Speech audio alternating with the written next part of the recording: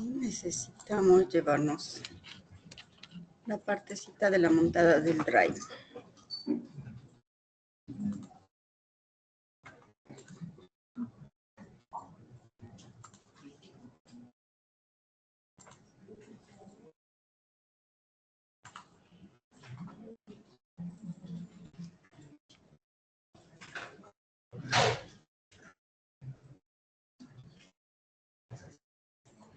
Listo. Andas, bien.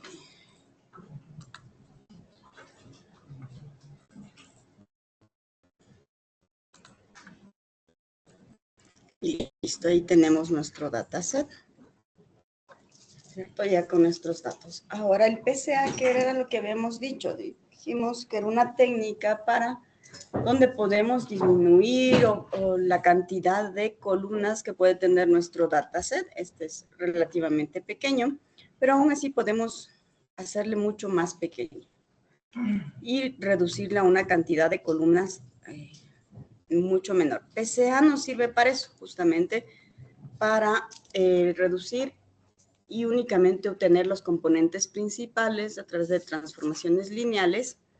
Y la idea es no perder la información, es decir, sin pérdida de información. El rato que reducimos, obviamente perdemos una partecita, pero la idea es hacerlo lo menor posible. Aquí tenemos un método, ¿cierto? Que se llama graficar correlaciones, que recibe un data frame y nos va a graficar la matriz de correlación que usted ya tenía. Donde habíamos cargado, en DF tenemos cargado nuestro dataset. Solamente vamos a visualizar la gráfica de correlaciones, ¿cierto? La matriz.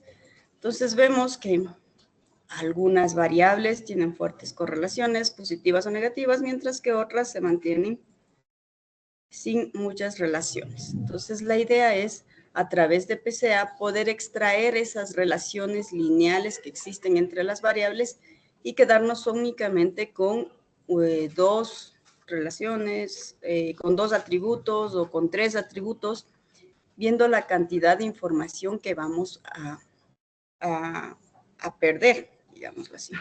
Entonces el PCA, que nos dice, primero el PCA siempre necesita los datos que sean estandarizados. Antes de aplicar PCA siempre hay que estandarizar, hay que obtener la matriz de covarianzas, luego calculamos los vectores y los valores propios de la matriz de covarianzas y luego seleccionamos un K, que significa cuántos componentes quiero mantener, ¿cierto? De acuerdo a la cantidad de información que yo quiero que me funcione todavía. Y luego vamos a transformar los datos originales a P para obtener los datos ya transformados de una dimensión menor. Empecemos con la primera parte, estandarizar los datos para que todas las variables tengan una media, ¿no es cierto? Entonces aquí ponemos el código para estandarizar. Teníamos el estándar scaler. Estandarizamos nuestros datos.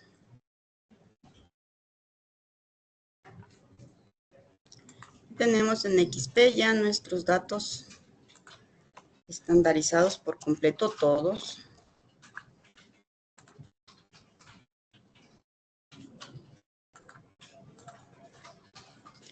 ¿Ya? Todos nuestros datos están estandarizados. Tenemos 11 columnitas. Una vez que están estandarizados, hay que calcular la matriz de covarianzas. ¿Qué es la matriz de covarianzas? Es una matriz cuadrada de D por D. En nuestro caso, D son 11. 11 por 11 va a ser nuestra matriz de covarianzas y se calcula restando el XJ del XK, le elevamos al cuadrado. Aquí tenemos básicamente la forma, ¿cierto? Este X es el X media, ¿cierto? Hay que calcular el X media para ir a cada uno de nuestros atributos, restándole la media por columna. Por eso es que está la J, el X media es de la columna. Entonces, a cada atributo le restamos la media de esa columna y luego le multiplicamos por el X y de K con su matriz transformada. Esta es la fórmula que nosotros vamos a implementar. ¿Cómo calculamos la media?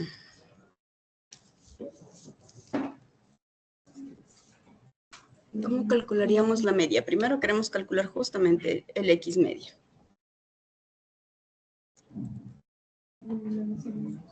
Podemos usar el min del NumPy.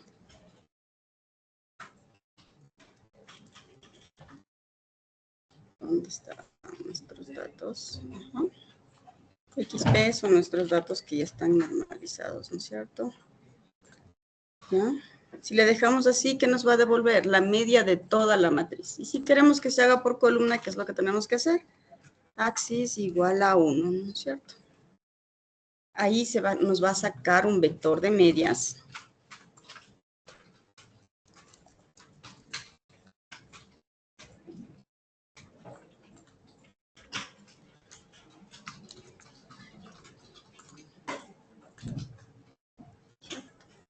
Tiene la media para axis igual a 1. Parece que si tengo 888, está sacando la media de todas las columnas. Exacto, ahí tenemos 10, del 0 al 10, entonces ahí sí estoy sacando la media por columna y no por fila como estaba anteriormente. Tenemos la media, ahora la matriz de covarianzas. Como nos dice, la matriz de covarianzas nos dice que hay que ir calculando XP menos el XM, que es nuestra media. La matriz transpuesta, solamente le ponemos un punto T. Está el producto punto, la multiplicación, ¿cierto? Del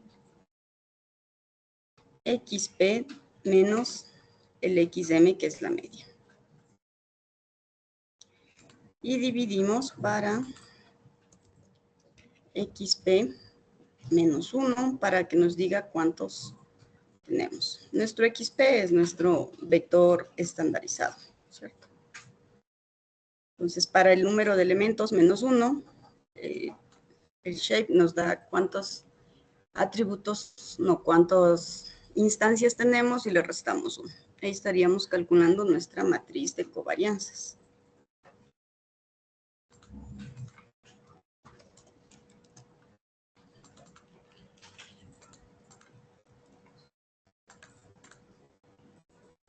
¿Sí? Tenemos la matriz de covarianzas. Una matriz cuadrada de 10 por 10.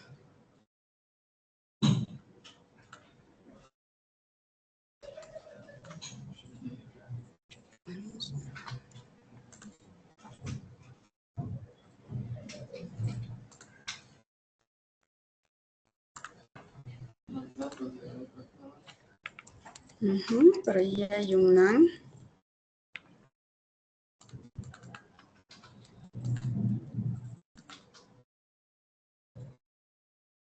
¿En qué fila? En la 8.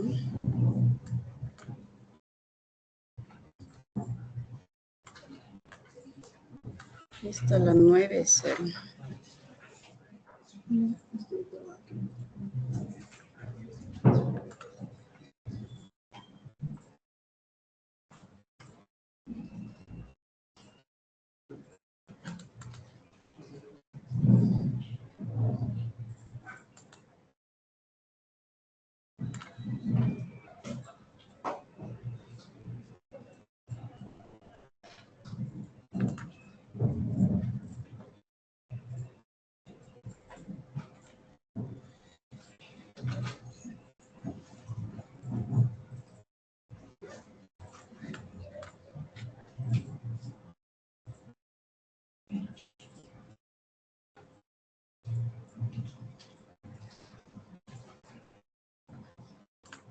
Hemos calculado la media.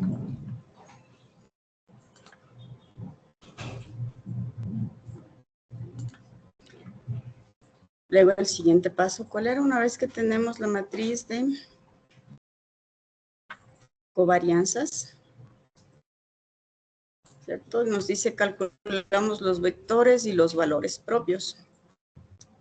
Para calcular los vectores y los valores propios vamos a utilizar una librería de NumPy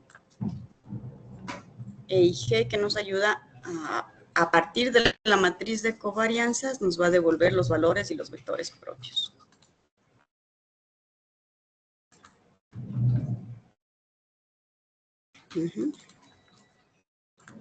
Pero no deberíamos tener nulos.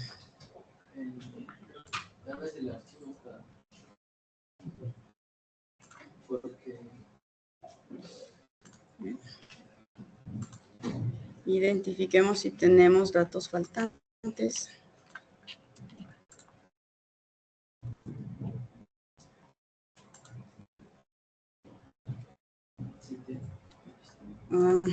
El título no tiene datos faltantes. Eliminemos.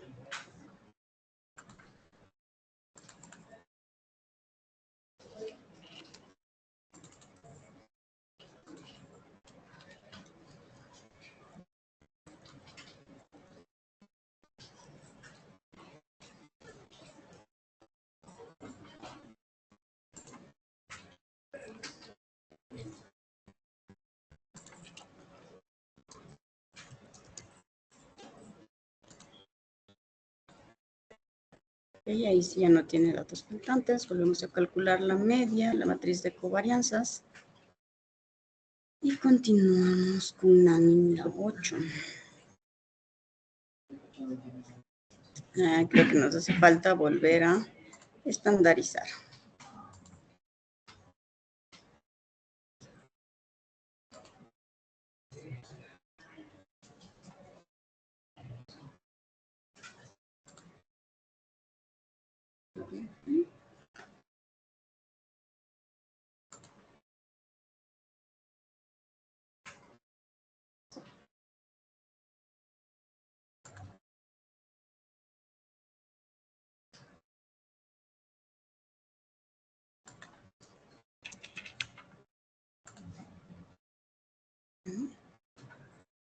Volvemos a calcular nuestro XP nuevamente.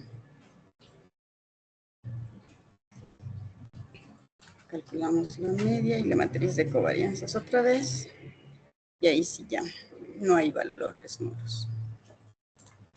Calculamos los valores y los vectores propios.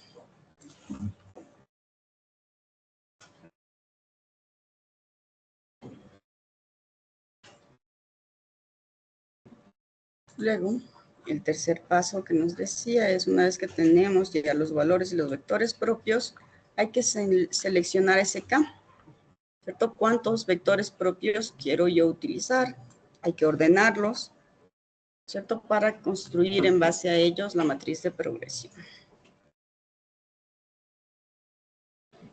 Veamos cómo están nuestros valores y vectores propios.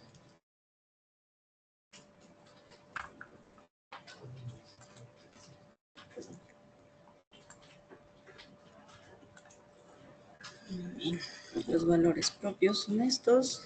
Estos de acá son los vectores propios.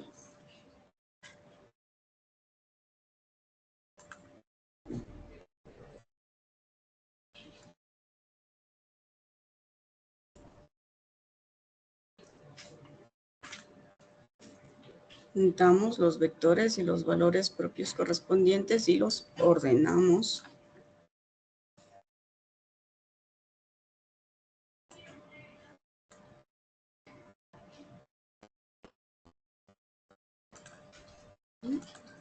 Luego calculamos la varianza sumando los valores propios. La varianza por componente significa por cada uno de los vectores propios. Hacemos un for para recorrer todos los valores con la misma longitud de los valores y los vectores propios y vamos calculando para cada uno el valor del vector propio dividido para el total de la varianza.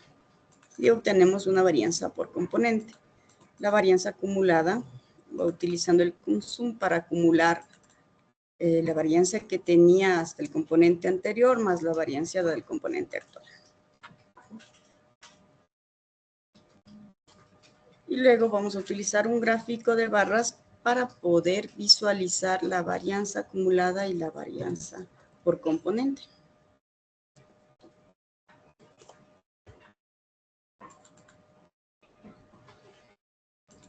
¿Qué es lo que mandamos a graficar?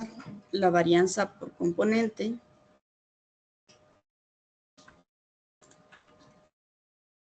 Y también la varianza acumulada. En azul la varianza por componente, en naranja la varianza acumulada.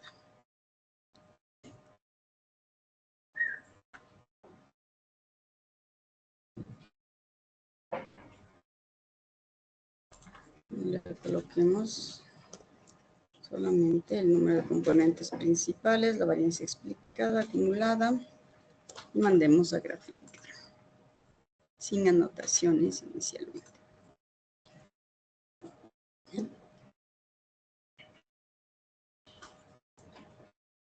En total teníamos 9 componentes, y aquí el porcentaje de la varianza explicada y acumulada va a decir que si tengo 0 componentes, tengo aproximadamente un 35% de la varianza explicada.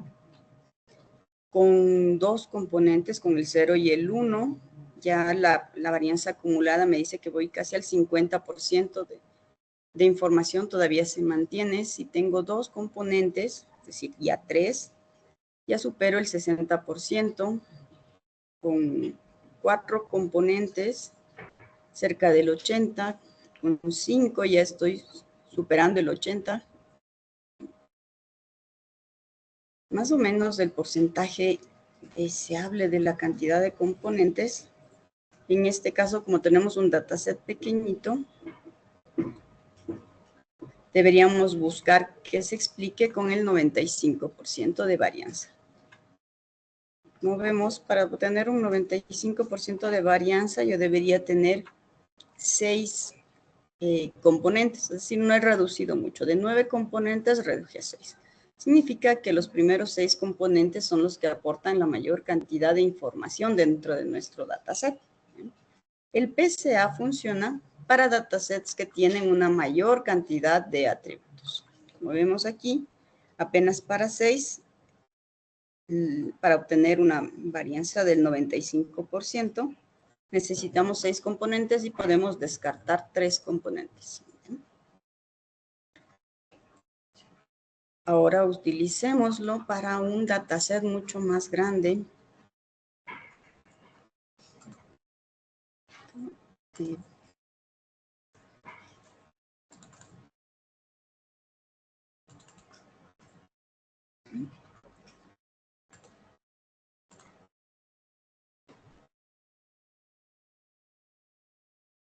Utilicemos para el del aire.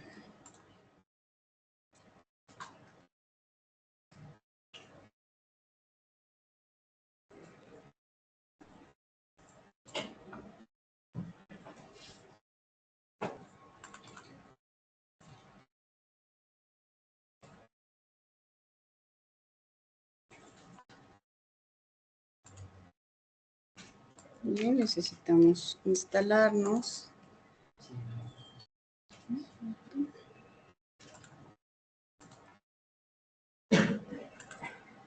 El repositorio de la universidad, de donde vamos a tomar el dataset y obtener los datos. ¿Se puede hacer sin el dataset? Ya vamos a ver.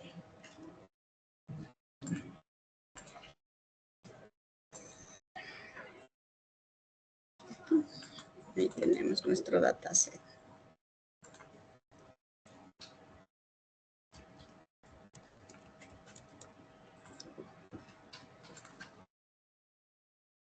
Ya.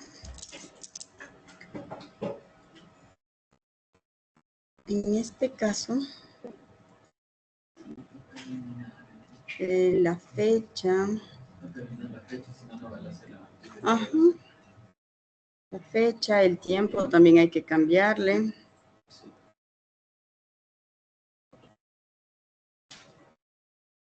S2, S3, S4.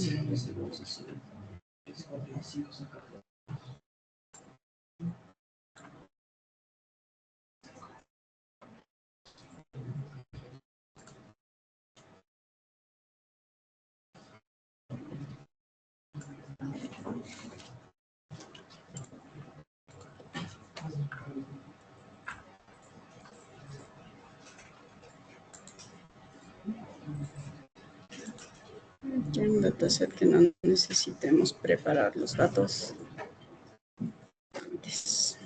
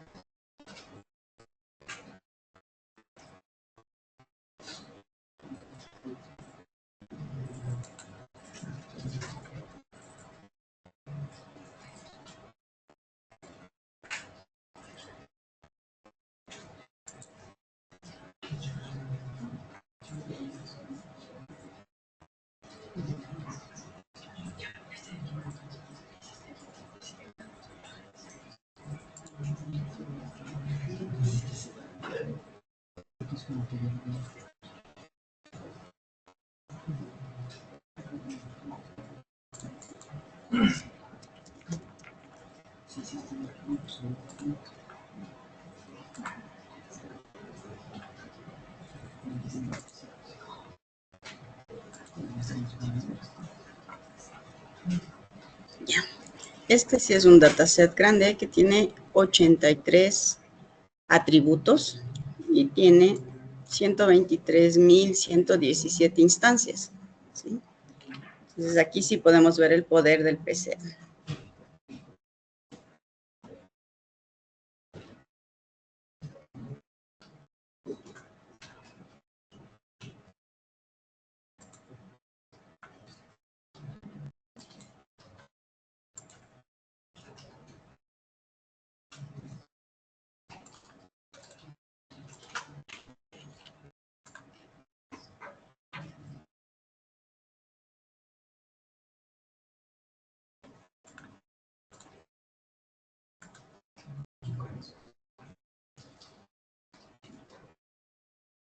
¿Ya?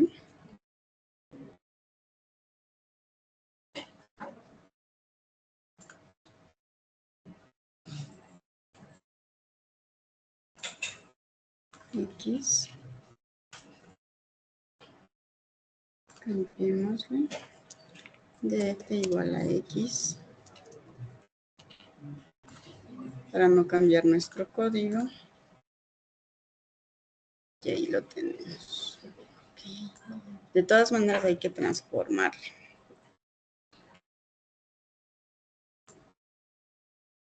Los numéricos, service, proto, parecen ser las dos categóricas.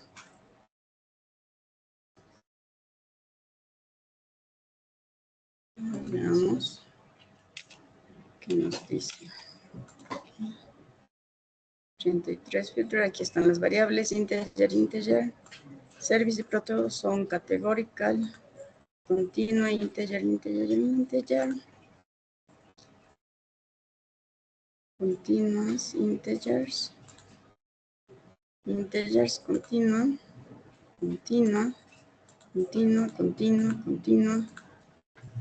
integer categorical, tipo de ataque. Bueno, este es el target, así que no importaría. Ya. Normalmente aquí nos dice si tiene valores nulos.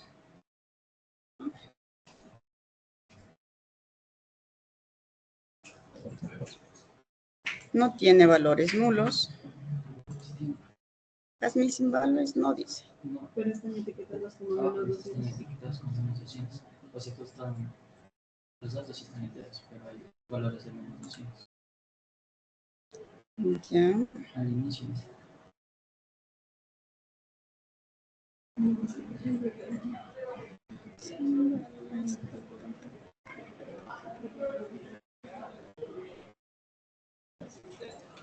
Sí, ahí está. Data information.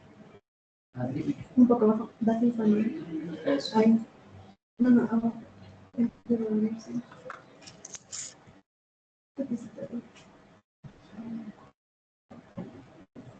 ¿En dónde? En la information. Muy parecido.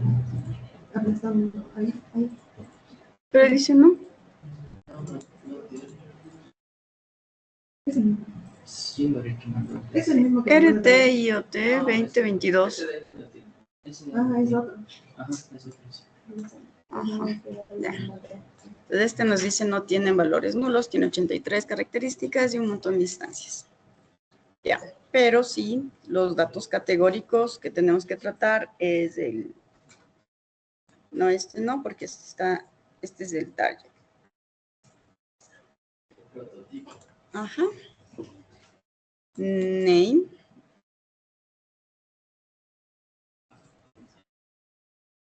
Proto y service.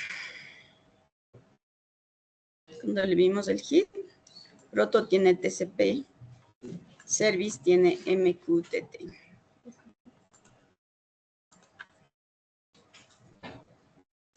Entonces podríamos igualito borrarle algunas columnitas.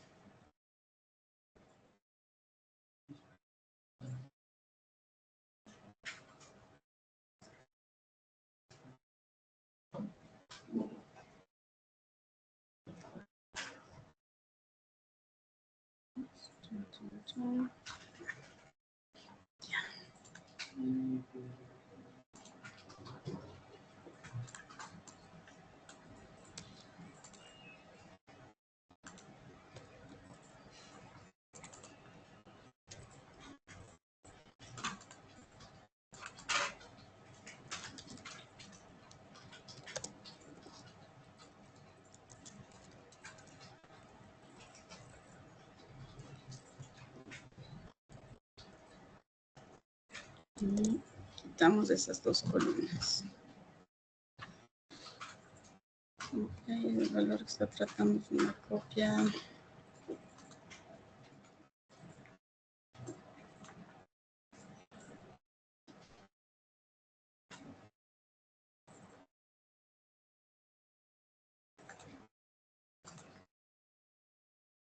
Listo. Y ahí sí ya tenemos nuestro data frame sin proto y sin service. Veamos nuestra matriz de correlación, que se va a demorar porque son 83 atributos, ¿cierto? Son 83 atributos, ahí podemos ver cuáles sí están, hay relaciones positivas, algunas negativas, no muy fuertes, pero hay, y en otros casos no hay mucha relación entre las variables. Entonces, hay que estandarizar. Estandarizamos todos nuestros datos.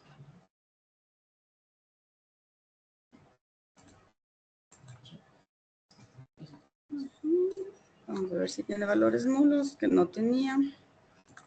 Calculamos la media, la matriz de covarianzas. Ahora debería ser de 80 por 80, ¿cierto? 81 en realidad. Calculamos los vectores y los valores propios. ¿Cierto? Tenemos 83 vectores propios. Luego calculamos la varianza explicada por cada componente.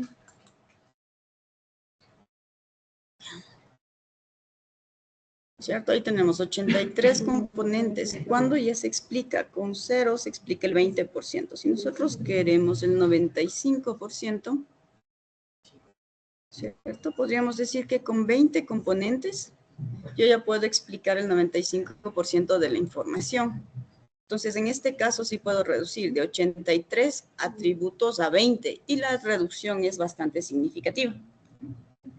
Ese es el poder del PCA. La suma de las 5 primeros componentes explica el 56%, ¿cierto? De la varianza total, mientras que la suma de las 10 primeras explica el 74% aproximadamente. Y el 83% llegamos con las 20. Las 25 primeras ya llego hasta el 95% de la varianza explicada. Un umbral habitual, usted puede decidir con cuánto quiere trabajar.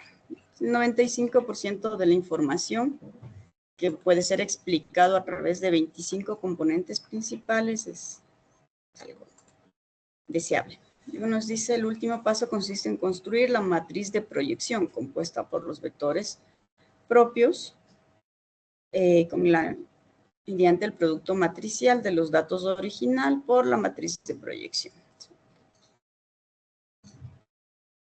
Veamos qué decían nuestras anotaciones. Vamos a agregarles las anotaciones.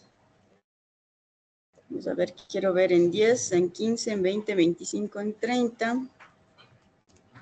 Este código lo que hace es mostrarme como anotaciones en este número de componentes, cuál es el porcentaje de la varianza explicada.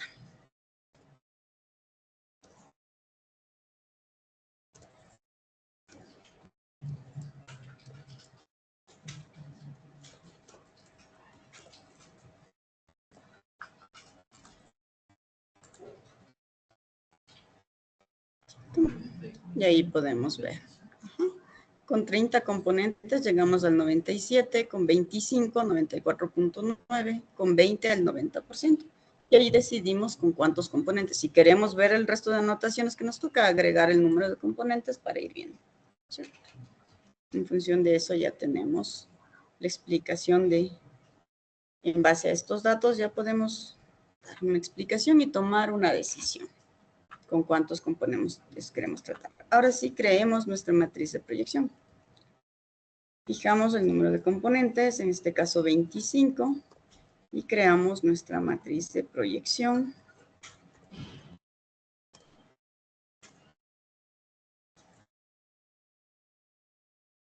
Y le colocamos la transpuesta. Transformamos a un data frame.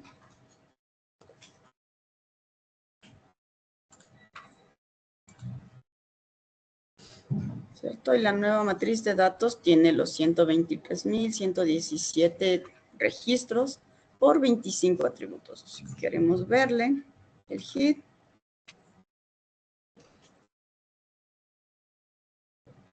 aquí está.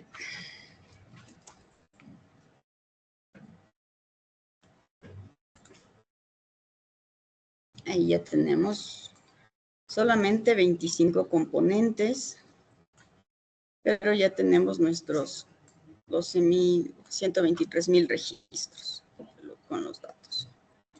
Acá tenemos el código para crear nuestro PCA. Puedo decir con qué porcentaje quiero trabajar, porque este código es lo mismo que hicimos acá, pasito por pasito, pero comportándose como se comportan normalmente las librerías que tenemos dentro de Python, ¿cierto? Indica el porcentaje que quiere explicar. Quiero explicar el 90%, el 80%, el 95%, le enviamos como parámetro. Tenemos un método feed, que sería el método para entrenar, recibe los datos, calculamos el vector de medias, la matriz de covarianzas, los valores y los vectores propios, obtenemos los valores de los vectores propios, los ordenamos, ¿cierto? Y luego vamos a hacer un cálculo para que con ese porcentaje de variancia explicada ya nos devuelve. Básicamente hemos calculado la varianza y los valores de los vectores propios. En el transform, dados los datos, aplicamos la matriz de proyección sobre los valores propios seleccionados. Y aquí vamos sumando el número de componentes con los que queremos trabajar para explicar el porcentaje de la varianza explicada, ¿cierto? Y devolvemos esa matriz ya de proyección. Tendríamos el código de nuestro PCA y luego le podemos tratar directamente.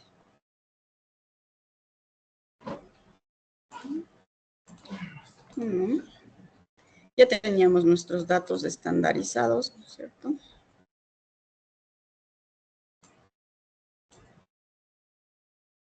Tenemos nuestro PCA. ¿Qué tenemos que hacer? Declaremos mi PCA al 95%. ¿Con qué datos? Con los XP, que eran los que están después de estar estandarizados. Los XP. Con el feed se calculan los vectores y los valores propios, y con el transform ya nos va a devolver nuestra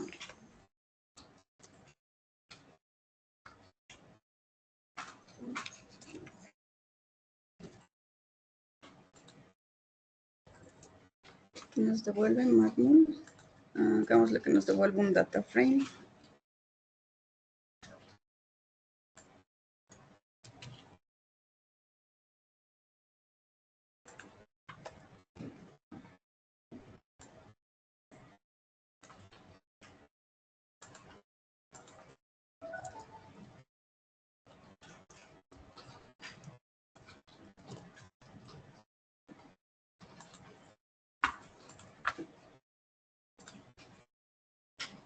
Sí.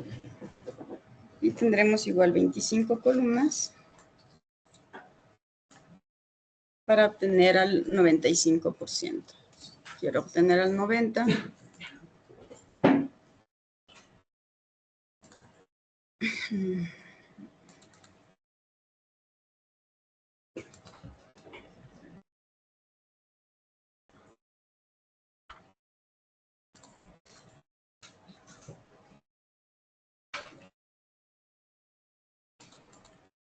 Es que mi variable se llama exactamente igual que mi clase. Vamos a compilar. Ahí tenemos al 90%. ¿Con cuántos componentes necesito? Con 18. Así funcionan la mayoría de librerías que vienen en Python. No manda el porcentaje, no manda el número de componentes que quiero utilizar, ¿cierto? Pero es prácticamente lo mismo. Reducción de atributos, sobre todo cuando tenemos datasets bastante grandes como el que vimos, ¿cierto? Como este dataset del RT-IoT. ¿Alguna duda sobre PCA?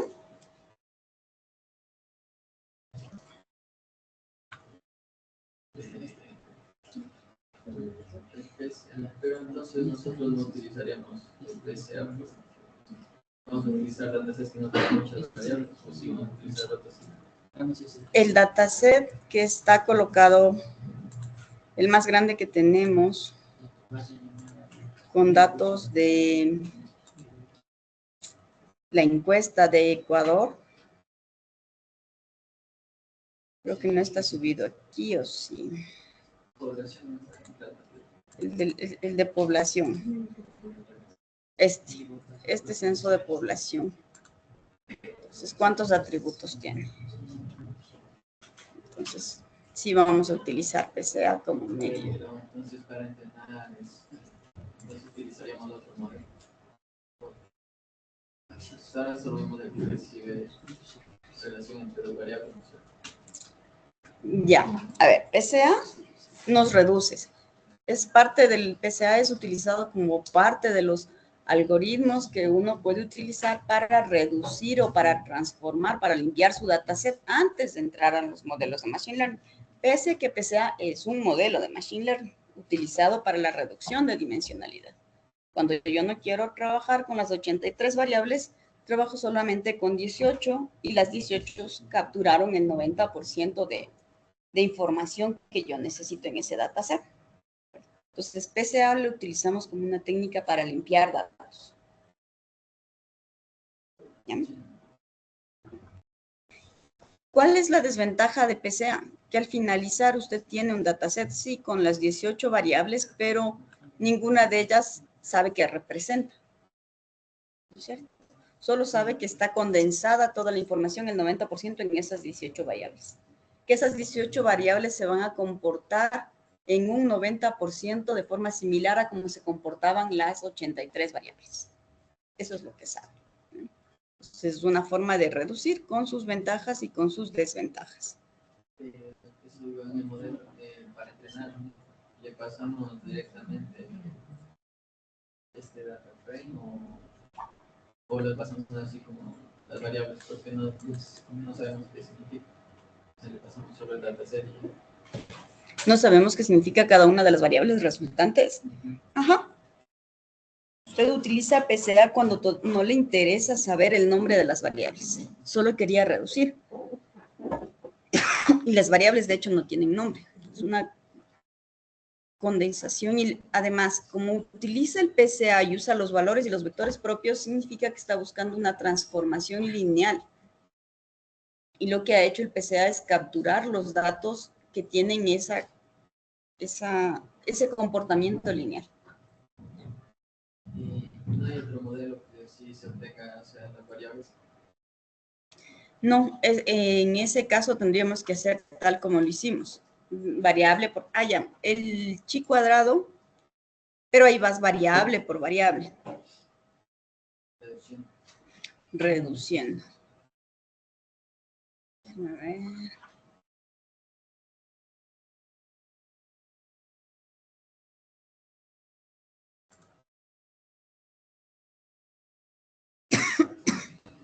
Por ejemplo, aquí teníamos nuestro dataset limpio, ¿no es cierto? Con algunas variables. ¿Bien? ¿Cómo funciona el chi cuadrado? Ahí vamos a crear una tabla de contingencia donde colocamos. Yo quiero ver qué relación tiene la columna, el atributo embarque, que era categórico y eran 3 puertos desde donde habían embarcado, con la relación con la variable objetivo, es si sobrevivieron o no. Yo puedo crear una tabla de contingencia, ¿cierto? Donde tengo básicamente que si sobrevivió 0 y si no sobrevivió y si sí sobrevivió, la relación que existe con el embarque, que ya está convertida en número, ¿cierto? ¿Cuántos no sobrevivieron y los que embarcaron de este puerto y cuántos sí sobrevivieron? A ver, si existe una relación o no, como para decidir atributo por atributo si lo elimino o lo mantengo. Entonces, en ese caso, el chi cuadrado que nos dice, la hipótesis nula es que las dos variables no están relacionadas. Si no están relacionadas, yo puedo eliminar todo este atributo y quedarme solo con los que sí encuentre una relación. De normal, el valor de P que le devuelve el chi cuadrado, si es mayor que algún grado de libertad que usted le dé, por lo general 0.05. Si es mayor que 0.05, significa que la hipótesis nula es verdadera y significa que las dos variables no están relacionadas. Si le sale el valor de P mayor a 0.05, las dos variables no están relacionadas y puede eliminar ese atributo. Si le sale un valor menor que 0.05, significa que sí hay una relación y no debería eliminar esa columna. Entonces, esa sería la forma final de decidir. Ahora, el chi cuadrado, ¿con cuál funciona? Funciona con variables categóricas. No funciona con variables numéricas, porque para ver si existe una relación o no, la matriz de correlación le va a servir. Entonces, cuando no puede aplicar la matriz de correlación porque no son numéricas y son categóricas, entonces funciona el chi cuadrado. En este caso, por ejemplo, el valor de pi es 1.77 elevado a la menos 6. Significa que las dos variables sí están relacionadas y no se debería eliminar. Entonces tendría que ir haciendo eso variable por variable como para ver con cuáles se queda y con cuáles no. ¿Alguna otra duda, chicos? Sobre todo con respecto al PCA. Entonces, el PCA internamente igual está relacionando todas las variables. Sí, el PCA lo que está haciendo es eliminándonos de las 83 variables, nos deja en 24, pero ninguna es igual a la... Usted no puede asumir el 16 es la variable 25, no, porque hay una condensación de datos. Está condensado. ¿Ya? ¿Listo? ¿Alguna otra duda? ¿No? Ya. Pues terminamos con PCA. Ahora ya nos fuimos a la unidad número 3, donde ya íbamos a ver modelos de aprendizaje no supervisado. Entonces, dentro de los modelos del aprendizaje no supervisado, los primeros modelos eran de clúster, que era hacer agrupamiento, y hay varias técnicas para hacer ese agrupamiento. Pero para ello nosotros necesitamos saber algunos conceptos como la similitud y la disimilitud. ¿Cierto? Entonces, vamos a al N0, solamente estamos fijando el tamaño de nuestras imágenes. Y aquí tenemos, este es el código para visualizar un dataset a través de las curvas gaussianas. ¿Por qué las curvas gaussianas? Porque las curvas gaussianas nos ayudan a visualizar distancias. Sí. Sobre todo en dos dimensiones. Empecemos con las medidas de similitud y disimilitud. Creamos un dataset artificial con random para colocar un conjunto de puntos de dos dimensiones y establecemos nuestros candidatos para la prueba como el centro. El primer centro es el punto 2, 2, es el centro real. Vamos a poner un centro 1. Al centro, al 2, le restamos 1 y le ponemos 3, y a este le sumamos 1 y le ponemos 3. Y tenemos nuestro dataset. Si lo visualizamos a través del gráfico de densidad,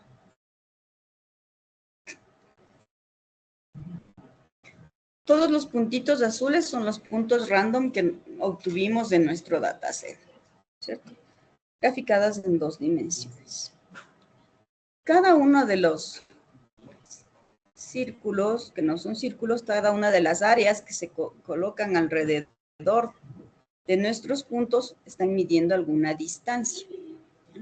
El punto azul significa que es el centro de nuestro dataset, el centro real.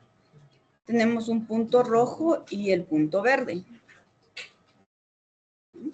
¿Cómo sabemos cuál de los dos está más cerca en un espacio de n dimensiones? A simple vista no podemos saber cuál es la distancia real, ¿no es cierto? El 1 está sumado 1 del 0, 0. Están desplazados 3 puntos en un eje y el 1 tiene menos 1 hacia acá y más 1 hacia acá. La distancia entre los puntos debería ser la misma, ¿cierto? Ahora, ¿cómo medimos esa distancia? En aprendizaje automático tenemos la similitud, mide cuán parecidos son dos objetos, ¿cierto? ¿Qué tan similares son? Mientras que un nivel de similitud alto indica que los dos datasets, los dos objetos, los dos valores, los dos puntos son muy similares. Un valor de similitud muy bajo sugiere que no son muy parecidos, ¿no es cierto? La disimilitud, en cambio, mide cuán diferentes son los dos objetos. Un valor alto significa que son muy diferentes, mientras que un valor bajo sugiere que hay poquita diferencia entre los dos objetos que estamos comparando. La primera medida de disimilitud, es decir, que va a medir qué tan diferentes son los dos objetos, es la distancia euclidiana. ¿Cierto? La distancia euclidiana, ¿qué es? Es la medida en línea recta de dos puntos en un espacio euclidiano. En un espacio de dos dimensiones, ¿cómo calculamos la distancia euclidiana? La diferencia de la una dimensión, x2 menos x1 al cuadrado, más la diferencia de la segunda dimensión, y2 menos y1 al cuadrado, y a todo esto le sacamos la raíz, y esa es la distancia euclidiana en un espacio de dos dimensiones. Si tengo n dimensiones, esta sería para una cantidad de puntos n, o k, en este caso va de 1 hasta la longitud de todo mi dataset, y los voy restando y elevándolos al cuadrado. La distancia al cuadrado, luego saco la raíz y obtengo la distancia, ¿cierto? Sin cuadrado. ¿Cómo calculamos la distancia euclidiana? Dado un x y un y, vamos restando el x1 menos el y1, le elevamos al cuadrado, y luego le sacamos la raíz. Multiplicado para un medio es lo mismo que obtener la raíz. Y colocamos la distancia euclidiana.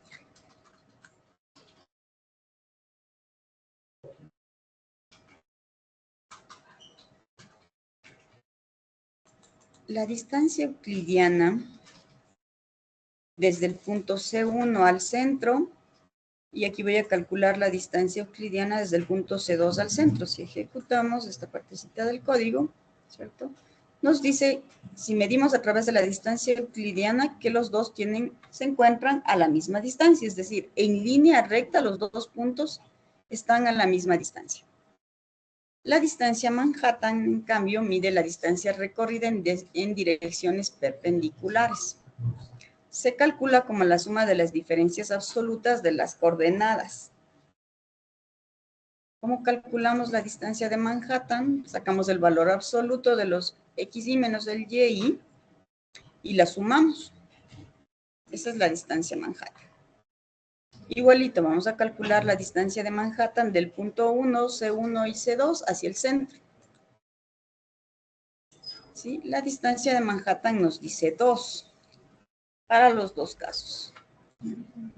Una generalización de la distancia euclidiana y de la distancia de Manhattan se denomina la norma P, ¿cierto?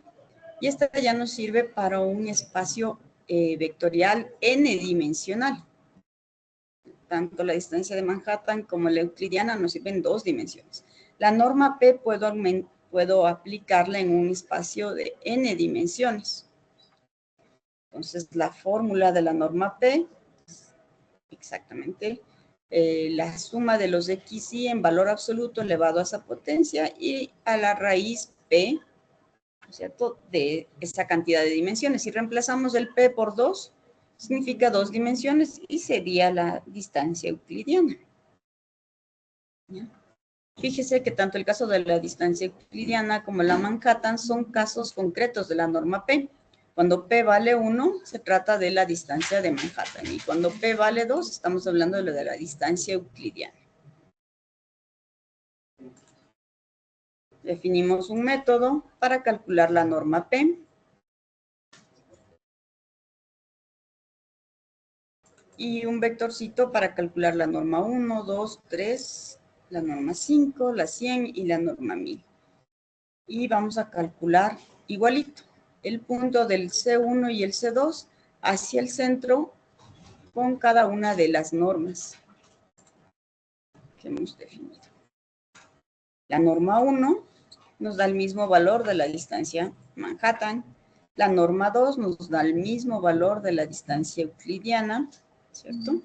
Fíjese que la distancia va bajando. Significa que la norma P entre el parámetro P es más alto, la distancia es más precisa para calcular.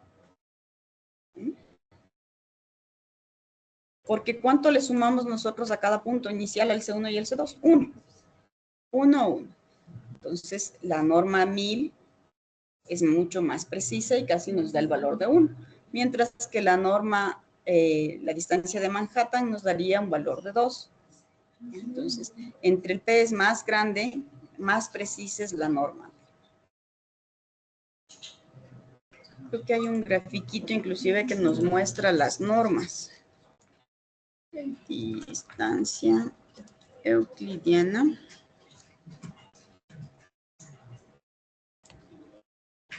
Distancia Manhattan.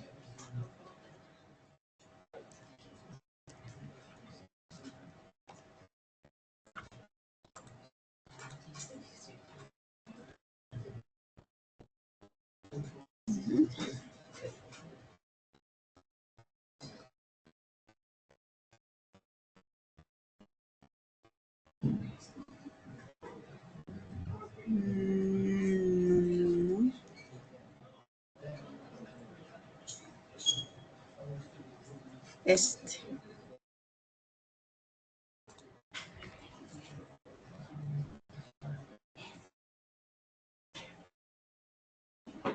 Entonces, la distancia de la norma P debería darnos un valor lo más próximo a este cuadradito. Entonces, la norma P más cercana es ir haciendo este círculo lo más preciso que se puede, gráficamente, como si uno quisiera comparar las distancias. ¿Bien? Entonces, entre P más grande, más preciso el cálculo de la distancia con la norma P. Ahora, ¿qué ocurre cuando yo tengo un dataset con dos variables dependientes? ¿Qué significa que sean dependientes? ¿Qué cosa? Ajá, que hay una relación, ¿no es cierto? Si la una aumenta, la otra aumenta. Si la una disminuye, la otra disminuye. Vamos a crear un dataset que tenga las dos variables 1b y 2b dependientes. Mire, el valor de lo que creamos en la variable 2 depende del valor de la variable 1. Están relacionados. Igual colocamos nuestro centro y graficamos nuestro nuevo dataset con dos variables dependientes. Ahí están los puntos que nos salieron random, pero estos puntos son dependientes. Ahora, ¿cómo sabemos? El azul sigue siendo el centro y ahí tenemos nuestros dos puntos calculados de la misma manera. ¿Cómo calculamos los valores de la distancia? Más o menos lo que nos dice un gráfico de la curva gaussiana de 2 dimensiones es que los que están dentro de la misma curvita están a la misma distancia, ¿cierto? Entonces, a esta voy 1, 2, 3. En la cuarta se encuentra el punto verde. Mientras que el punto rojo pasa a la cuarta, pasa a la quinta, a la sexta y está en la séptima, ¿cierto? Cuando las dos variables son dependientes. La distancia del punto rojo debería ser más grande que la distancia del punto verde, cuando el dataset es dependiente. Nuestro dataset tiene una marcada correlación positiva entre las dos variables, ¿cierto? Si la una aumenta, la otra aumenta. ¿Cómo lo comprobamos? Si calculamos la matriz de covarianzas, ¿cierto? Que ya calculamos para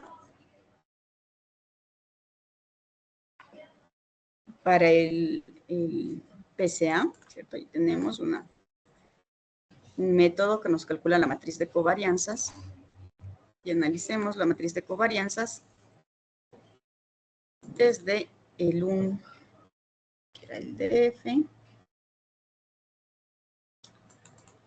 Es un conjunto de datos, un atributo y el otro es la variable 2, es otro atributo que están relacionados. Entonces, si calculamos la matriz de covarianzas de los dos que están relacionados, de la 1 a la 2, su matriz de covarianzas nos dice 0.08. Y la otra nos dice 0.94. ¿Qué no estamos viendo? Bar 1, bar 2. Estamos calculándole con respecto al dataset original.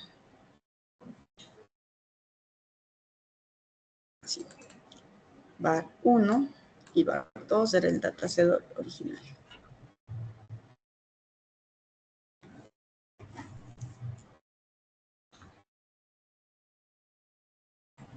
¿Cuánto varía el uno del otro? Las dos primeras variables, miren que no estaban relacionadas, ¿no es cierto? Eran random completo, nos da 0.08, significa que no hay una relación. Mientras que con los dos atributos que les creamos con la relación de que el uno aumentaba si el otro aumentaba, la matriz de covarianzas nos calcula 0.94, indicándonos que existe una relación. Esa sería la forma de implementar. Ahí tenemos nuestra matriz de covarianzas. Podemos utilizar la de NumPy, numpy.co. Esto también nos devuelve la matriz de covarianzas. ¿Y cuáles son los datos que debemos tomar? Los de la diagonal, 0.89 y 0.96. Que son similares a los datos que nosotros habíamos calculado.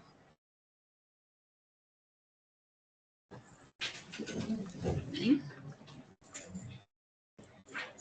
Ahora, ¿cómo interpretamos la matriz de covarianzas?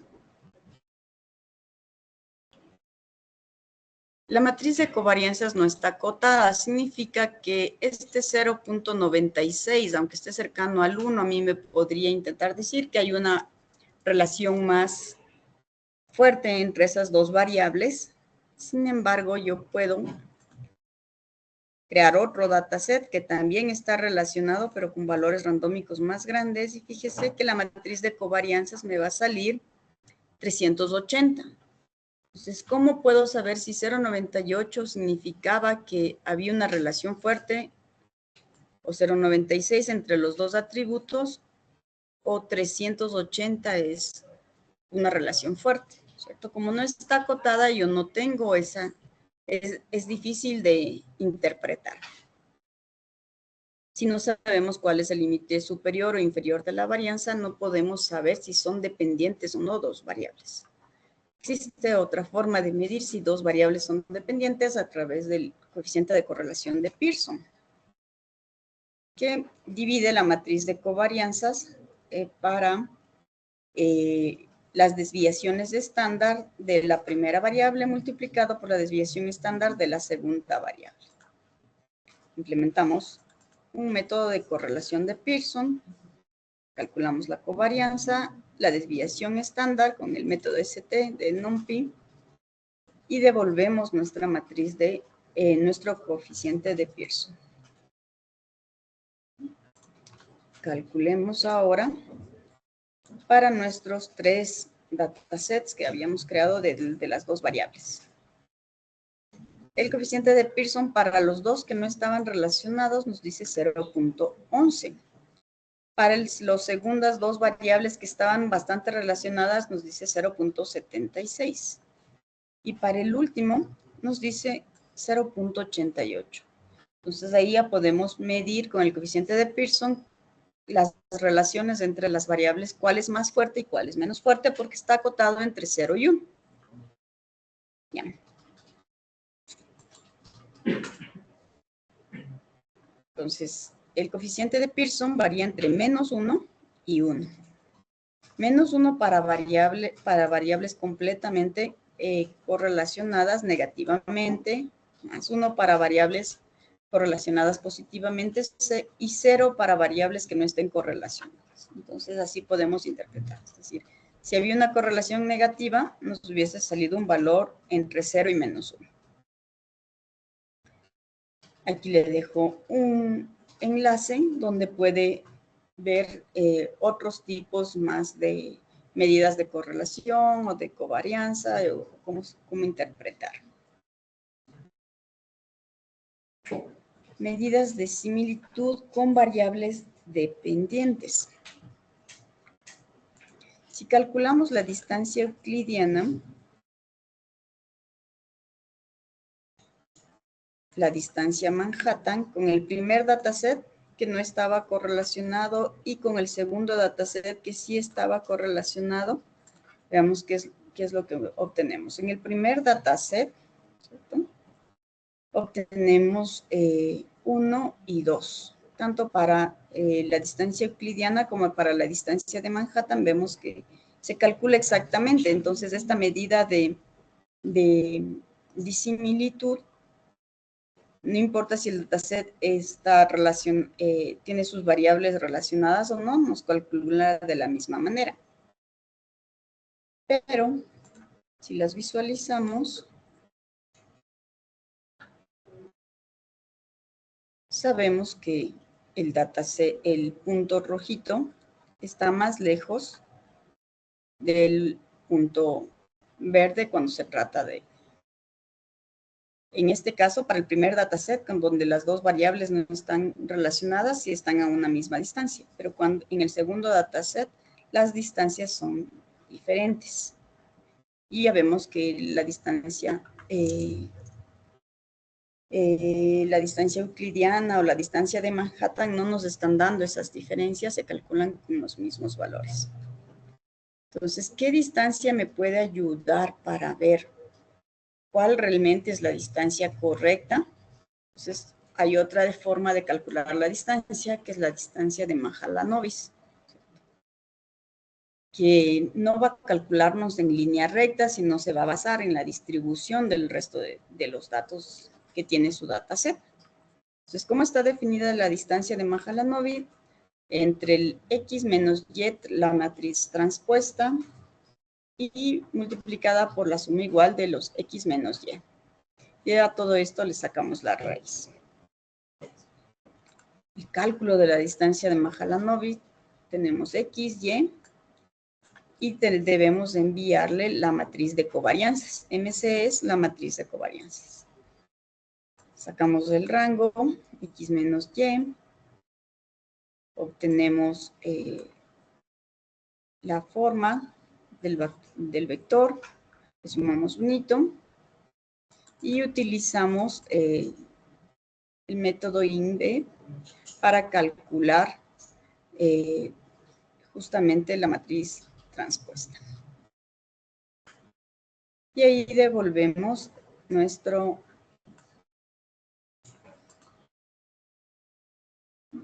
matriz en la distancia de Mahalanobis.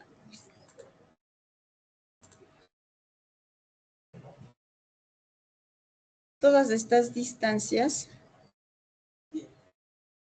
ya están implementadas en las diferentes librerías de Python. Tenemos la distancia de Mahalanobis, la de Jacquard, Hamming, Minkowski, la euclidiana. Todas están dentro de la librería de SciPy y Spatial.distance. Ahí podemos obtener el cálculo de las diferentes medidas de similitud.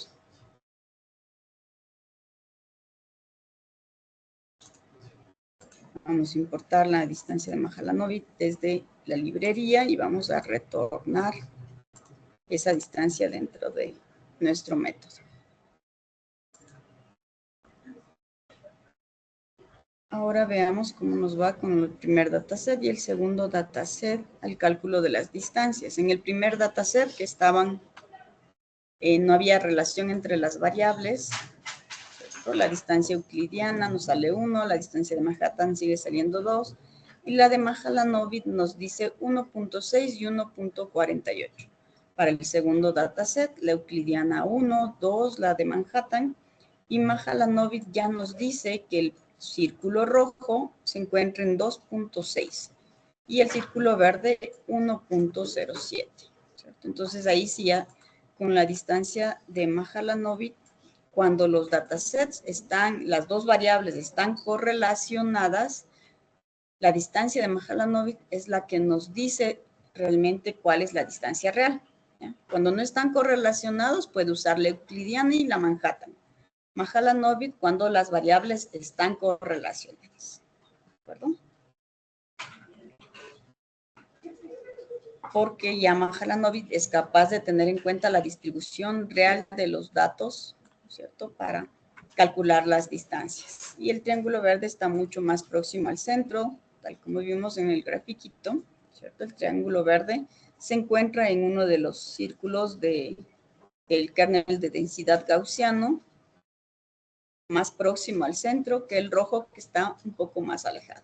Entonces, la distancia de Mahalanobis, esa sí nos permite visualizar esa relación. La matriz de distancias es otra métrica que nos puede ayudar a conocer, ¿cierto? Las relaciones no una por una, no atributo por atributo.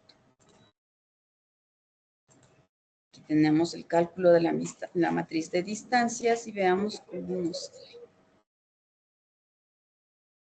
Entonces, yo en esta matriz de distancias tengo la distancia que existe, obviamente la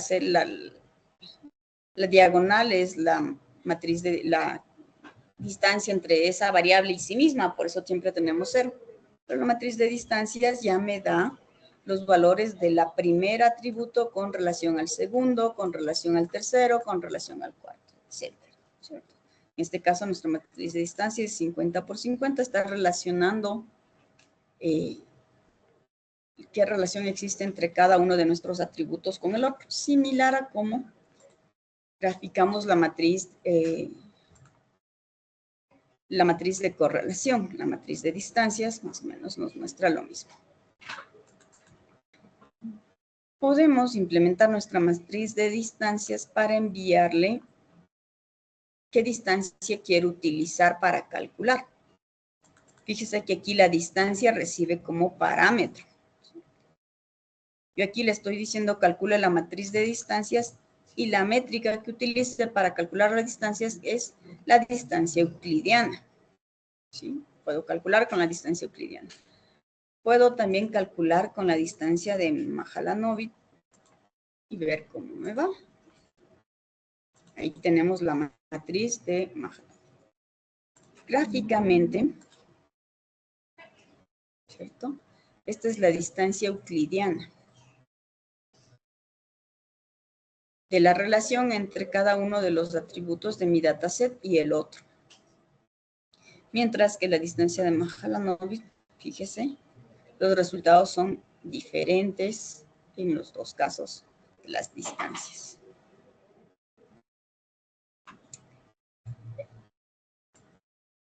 Las distancias son disimilitudes. Ahora, si queremos una medida de similitud, lo ideal sería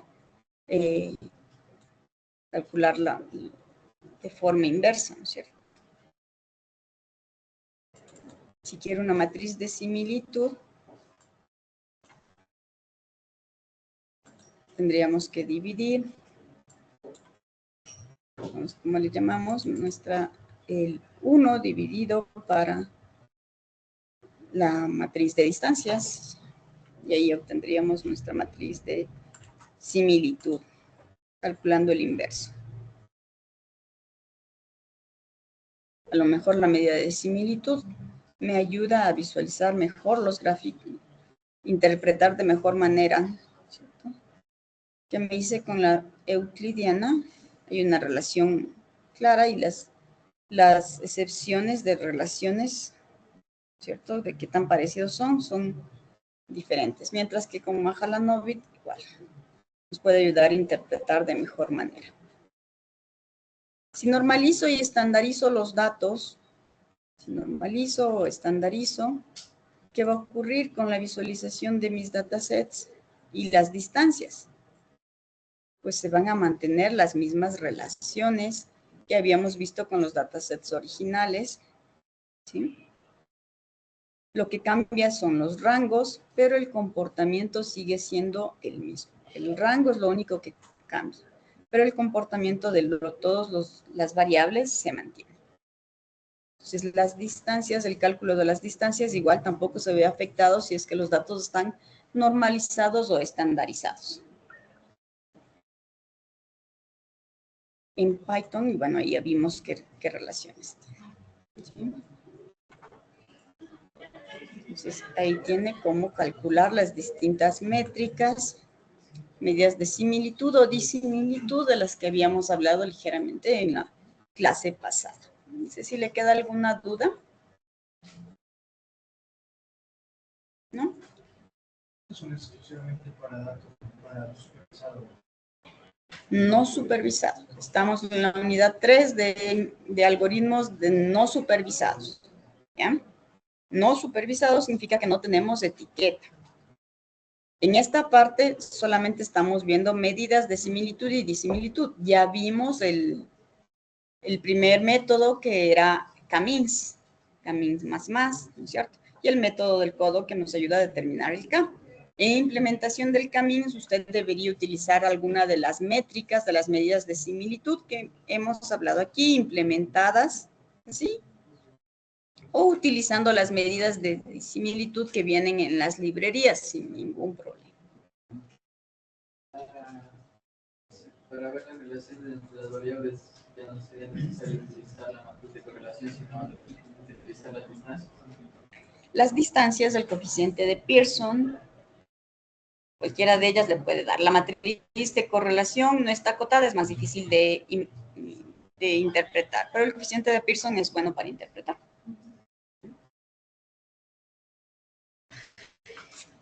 Listo, chicos, hasta ahí nos vamos a quedar.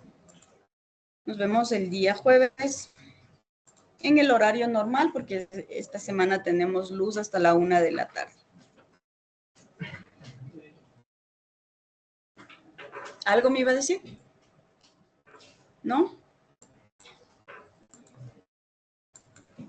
Pero en este caso se ve la relación de todas las variables, no de una sola.